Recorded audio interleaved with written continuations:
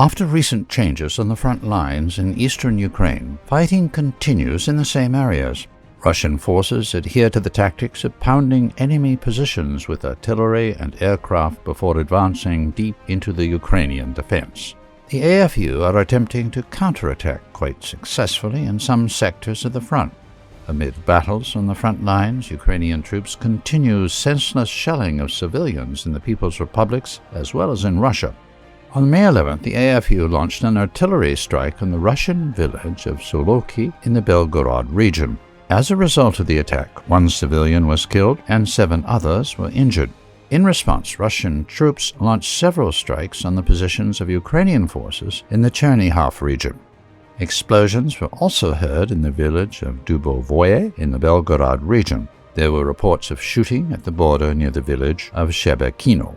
As a result of another shelling of the city of Donetsk by Ukrainian MLRS, at least 1 civilian was killed. The villages of Yashinovataya and Golovka were also shelled by Ukrainian forces.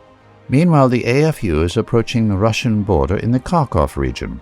According to unconfirmed reports, the AFU reached the state border of the Russian Federation in the area of the village of Turnovka. Ukrainian forces are pushing Russian troops out of the village of Cossack Lopan. Fighting also continues north of Old Saltov. The area of Izium, Russian troops recently managed to take control of the villages of Velikaya Kamishevaka, after which their advance stopped. On the other hand, the AFU's attempts to counterattack Russian positions have not yet been crowned with any success. The AFU attempted to stage the use of chemical weapons by Russian units to the south of Izium. Ukrainian forces blew up a tank with ammonium nitrate. According to the statement of the Russian Defense Ministry, Ukrainian nationalists under the leadership of the Security Service of Ukraine blew up a fertilizer storage facility near the village of Dolgenkoye in the Kharkov region. They aimed to poison the local population and blamed the Russian army for this. To the east, the city of Liman, where fierce fighting continues, is still firmly in the hands of the AFU.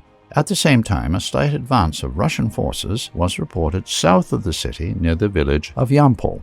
The AFU were forced to retreat due to heavy losses. In the area of Severodonetsk-Lysychansk, fierce fighting continues. The LPR troops, with support of Russian forces, took control over the settlements of Voyevodovka and Yushny. Chechen fighters also reported on the liberation of the Zarya powder factory.